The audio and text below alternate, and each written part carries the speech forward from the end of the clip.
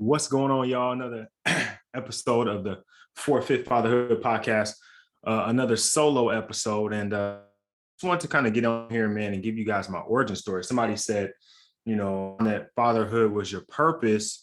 How did that start? How did that begin? So 2011, I took a job. I was working at a high school, strength and conditioning coach at a high school, coaching football and various other sports, but then working in the weight room with all the athletes. So I took a job with the New York Mets, which was kind of like a fluke. Like I sent my resume. Because actually I was working at the place that I just stopped working at as kind of like part-time. I was working at EM part-time. And then kind of working with some pro baseball guys over there. And kind of word got back to the coordinator with the Mets. Like somebody knew somebody, right? It's always that way, right? Somebody knew somebody, heard about me, and asked me to apply. So I sent my resume in. I did the normal stuff, sent my resume in like I was supposed to. And this is in like December, January. I think it had to be because we were on break from school at that time because I was working at the high school. So we were on break. And then I didn't hear anything until like February. Like almost a whole month went by, no reply. So in my mind, I'm like, they went with somebody else. They found a better person to kind of take the job, which was cool because I had a job and I had a part-time job and I had a nice little situation. Actually, I had 3 jobs. I was working at the high school. I was working at EM part-time, and I was a property manager for the apartment complex that I lived at. So I had 3 things going on. I wasn't really pressed to do the strength and conditioning thing with the Mets, but I thought it was a good opportunity that I shouldn't pass up. So end of January comes, I get a call from the assistant coordinator. And he's like, yeah, we're interested in you coming on. We'll do like a phone interview. He kind of asked me some questions. He was like, it sounds real good, man. I'm gonna put you through to the next guy. You should get another call soon. So it's end of January, right? February, like mid to late February, I finally get that call. Again, I'm thinking, I didn't make it. They found somebody else. Mid to late February, I get the call. Talk to the coordinator, a great guy by the name of Nitro. Still talk to him to this day. Super cool individual, very intense, but really knows his stuff, and a great like family guy, which is actually pretty cool. I might have to get him on the podcast. Anyway, interview with him. He likes me. He's like, I got to talk to the HR person, and then we'll get things figured out. Mid-February, right? March 7th is my birthday. So right around my birthday, I get another call finally from the HR guy, like, hey, yeah, we want to extend your position. At this point, I had already planned a trip with my family, with my wife, actually, my wife and some friends to go to Hawaii. And they're like, hey, yeah, we got it planned. We want to get you out here, but we need you out here ASAP. So I'm like, well, I've already got this trip planned to Hawaii. I already paid for it. Is there any way we could push it back? And they're like, yeah, sure. Go to your trip, whatever, right? Go to the trip, go to Hawaii. Had a great time. Coming back, the flight gets delayed, right? So we end up having to stay the night.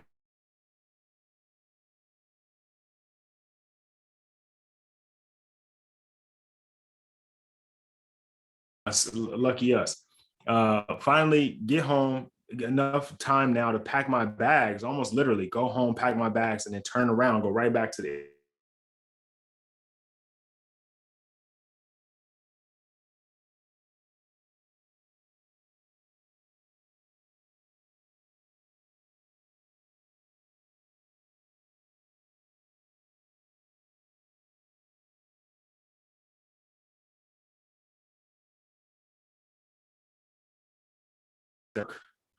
and then you watch baseball for like 10 hours, right? And I like baseball, but not that much, right? Especially if I'm not playing.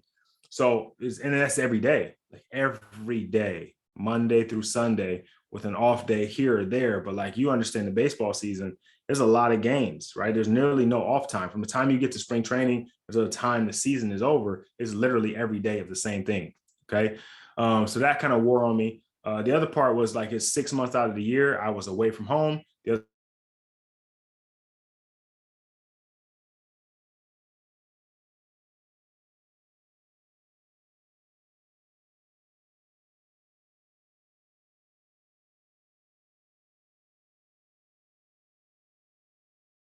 come home. I'm home for a few months, enjoying life, considering, what the next opportunities are. They're telling me I'm gonna be moving up to double A spot. I was in rookie ball. So that's kind of a big jump. That's 3 levels up. So I was excited about it. Me and my wife go on a trip to Tahoe right around Thanksgiving time with some friends. And we find out she's pregnant, right? And so right around this time, the Mets are calling me too, because there's some fall ball that's coming up. And they also want me to go to the Dominican for a month to work with the team out there. So I'm like, all right, I'm interested in doing this because it's going to advance my career. But at the same time, finding out my wife is pregnant is like, I really want to be around for that too. Like I definitely didn't want it to be a situation where she was going through the pregnancy by herself, my first child. And at that point, we were considering it being our only child. I was going to miss out on that opportunity to be there and be around. So I had to really start to kind of weigh the options there. I told them I didn't want to do fall ball, and they were cool with it.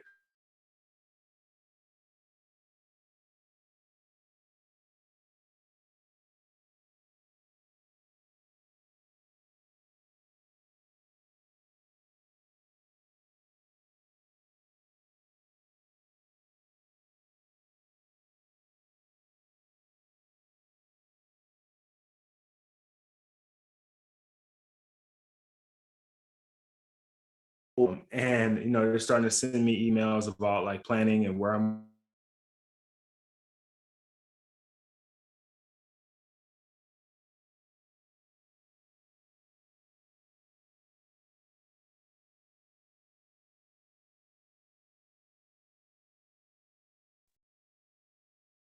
So they're starting to send me stuff about spring training and where I'm going to stay, getting that stuff set up. We have condos and things we stay in when we're out there. And, I call my coordinator and I talk to him, and I had to just be honest, like, man, my wife is pregnant. We're having our first kid, and I just can't see missing the entire pregnancy, like her going to the doctor visits by herself, her finding out the sex of the baby by herself, the ultrasound pictures by herself. And like, I don't get to experience any of that. Right. So, I made the tough decision, which I don't regret. And I say this all the time. I don't regret it at all. The opportunity was amazing, but I would never trade all of the opportunities I got to spend during that pregnancy and with my wife, with our first child, for anything. Right. And so I end up, telling them that I no longer want to work there. By that time, I was back working at EM kind of full time. And so I just fully embraced the role of fatherhood. Right. I was, super supportive husband during the pregnancy, as much support as I could possibly give. And then the pregnancy went long, right? It was a 10-month pregnancy. Our daughter was a week or two late. Then my wife was in labor for like 38 or 39 hours. And then, which is that whole thing is crazy, right? First of all, baby's supposed to be here a certain day, baby doesn't come. It's supposed to be here on our anniversary, or like right around that weekend, right? Or something. No, I think that's my second daughter, so their anniversary. Anyway, so baby's supposed to come, doesn't come, right? So now we're waiting. The doc's like, yo, we'll give you a week.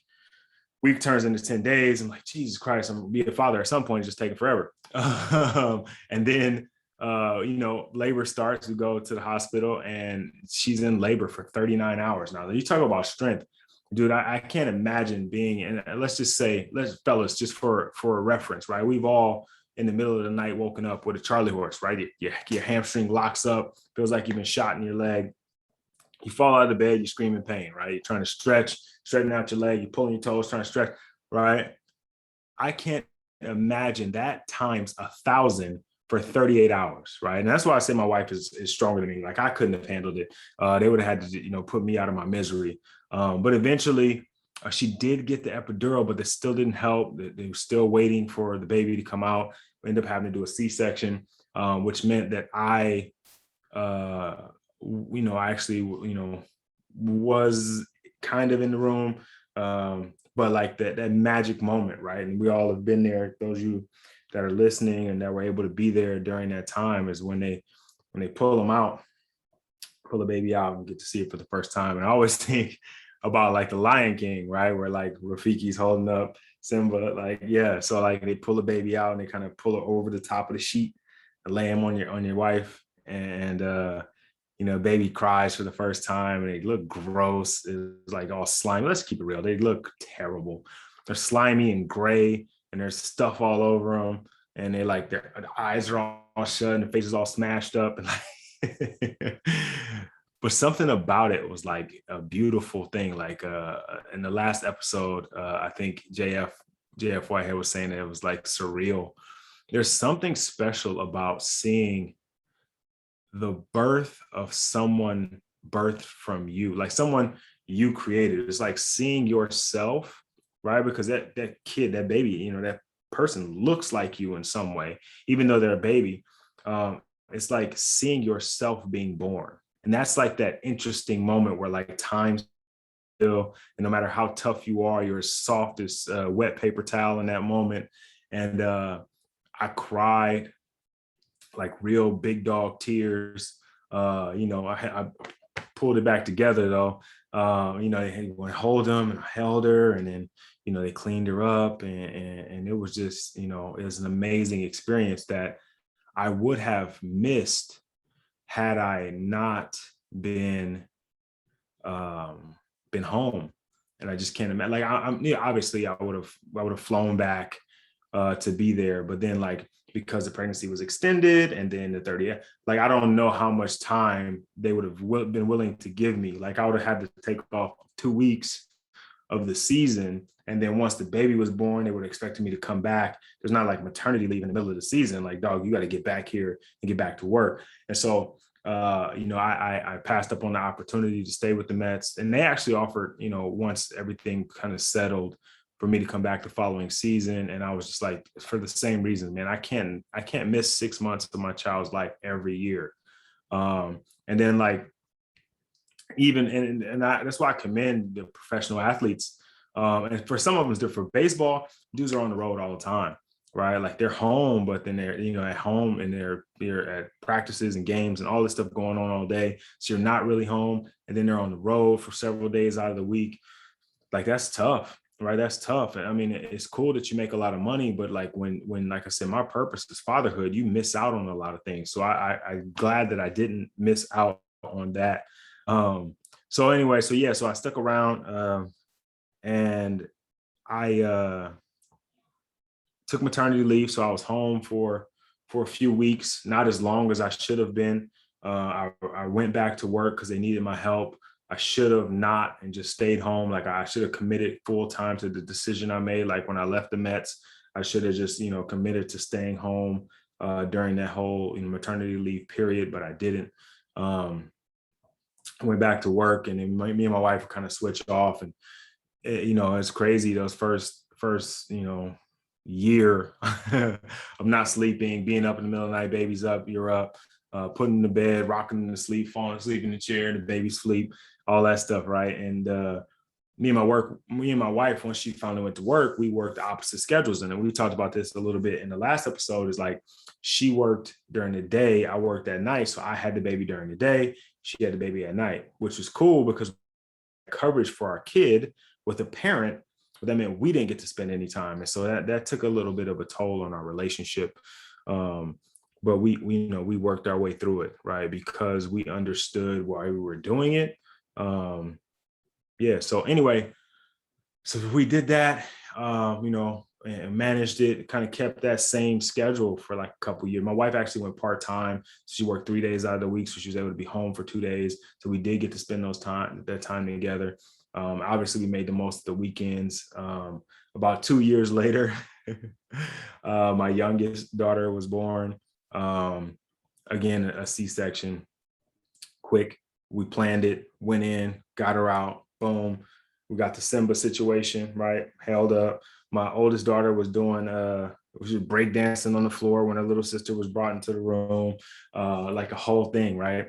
So that's kind of how the fatherhood thing started. And, sometimes people ask, like, when I say fatherhood is my purpose, they ask, what do I mean? And I say, I was willing to give up what some people would consider to be their dream, like when you talk to people in strength and conditioning, let's say you go to Cal State San Bernardino, which is right over here.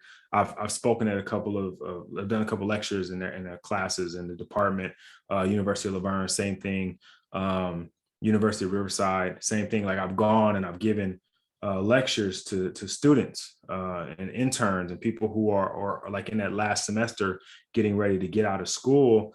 And you ask them, what do you want to do with strength and conditioning? Where do you want to go? And they're like, oh, I want to work for a professional team.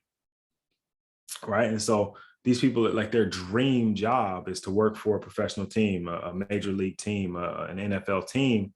And I was able to take that opportunity, right? And that opportunity of what some people would consider the opportunity of a lifetime, and completely like have no looking back. Like once I said I was done, was fully committed and never looked back. Like that's why that's how I know how, like, and there's obviously since then, right? It's been 8 years since then. There's other things that have really solidified it for me. But in that moment, as young as I was, like I knew that I was making the right decision, right? Like fatherhood was so important to me then that I gave up what was, a dream to live a dream, right? Like something that I had thought was a dream, right? I had the opportunity to give that up and actually live in the dream, right? And the dream was to be the father that my children needed, be the best father that I could possibly be, right? And so I just dove right in, right? And I've been locked in ever since. Like right now, you might hear it. I think they might be playing Roblox right now, so they're a little quieter than they normally are. But if you watch any of my videos, unless I put music over them, you hear my kids in the background, right? They are always around. I am always with them. We're always doing something. It's not one of those situations where, like, when I was coming up, it was like children are to be seen and not heard or something. Like my kids they live their best life. We live our best life. I make sure that we pour into them everything we possibly can, and not just giving them gifts, but giving them knowledge, giving them understanding. We have like real on level talks, and sometimes I have to break it down, to their age, obviously, but I'm trying to give them the best understanding of the world that they live in, because that's my purpose, right? Like, and it's not even about the right now. It's kind of like health and fitness. I heard somebody say this today. Health and fitness is like you either pay now or you pay later. Like there's no way around it. Like you either pay now and buy quality foods or get gym memberships or do the strenuous work, or you pay later with poor health and arthritis and chronic diseases, right? It's the same thing with kids. Like you pour into them now, right? Like you pour into them when they're young. You give them the knowledge that they need. You do all these things that are necessary for them to grow, or you pour into them later when they're older and maybe not as successful as you want, or having issues, things like that. Like that, it's going to show up. So I'm not just parenting them as children. I'm parenting them as future adults. All right. I talked to Greg Gordon about that. Like, we're not just raising kids, we're raising adults. Like you have to look at it with the end in mind. Like what kind of person do I want my child to be? What kind of person do I want them to grow up to be? Who is it that when people say, when they say my daughter's name, what do they envision? What is the image that pops up in their head? And I want to have an impact on that, right? Which is why I do what I do with my kids, which is why I do what I do in my fatherhood programs. Like when I'm working with busy dads trying to help them lose weight, it's not because I care about dudes losing weight. Like it's because I understand the impact a father can have on a kid's life. And if that father is living a life more abundantly, then he's going to be able to impact his child's life more abundantly. By doing so, we're able to change the world, because as fathers, as men, we are the leaders. And if we can lead effectively with energy, with passion, then we can create a world, that is changed from the world we're currently in. And so everything that I do leans back in some way to fatherhood, right? This podcast, my social media, things I'm doing in the community, even when I was working with athletes, right? Like I said, I worked in a professional level, worked in college, but I found my niche, right? The closer I got to children being like babies, like first playing the sport, the better I was, right? Like 8-year-olds, phenomenal, right? 9-year-olds, 10-year-olds. Like my real like passion for coaching has always been with the youth, right? Like I could do the professional athletes, and I have tons of professional athletes. I actually have some athletes right now that will hopefully be winning gold medals in the next 24 hours.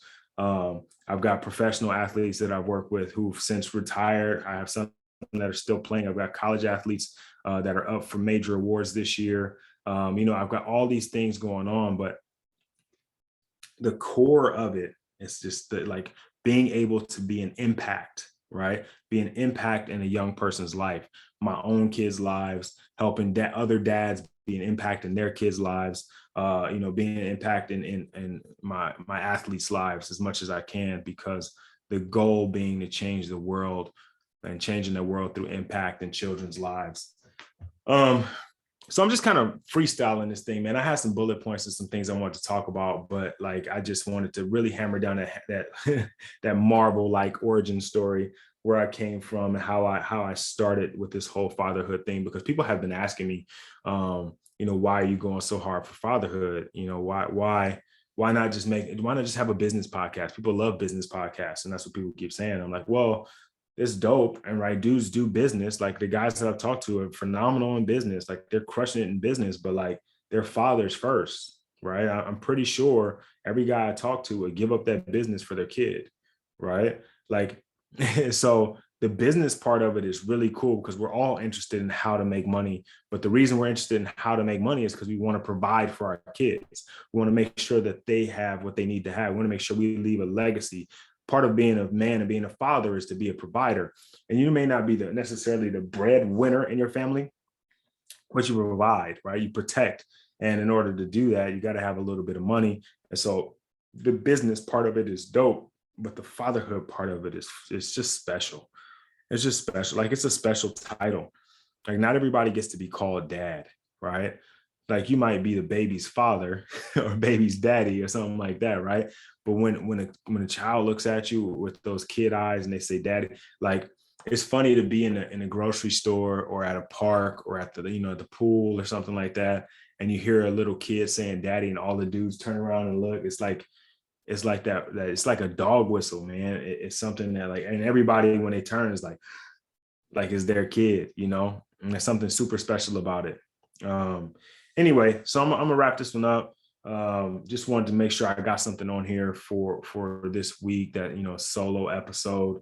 I'm gearing up for some big interviews. Hopefully that you guys are excited, as excited about them as I am, with some really good guests. I'm excited to dive into some information with them, fatherhood, business, and other things.